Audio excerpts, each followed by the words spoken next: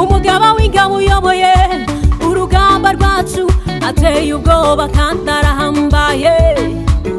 Umugaba w'ingabo uyoboye uru rugamba rwacu, umugaba w'ingabo uyoboye uru rugamba rwacu ateye ubwoba kandi arahambaye.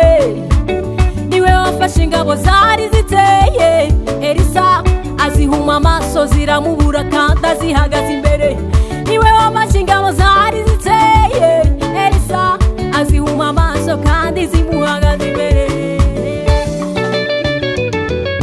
Igihe bahereye baguhinga, igihe bahereye bakuvuga nabi, igihe bahereye bagutesha agaciro, uyu munsi Imana irarari wawe. Igihe bahereye baguhinga, igihe bahereye bakuvuga nabi, igihe bahereye bagutesha agaciro, uyu munsi Imana irarari wawe.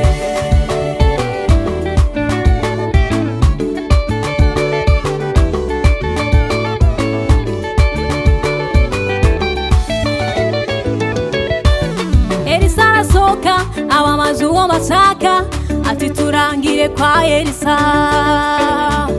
Elisa arababwira ngo nimunkurikire, nukuri mwayobye n'umudugudu usuyu.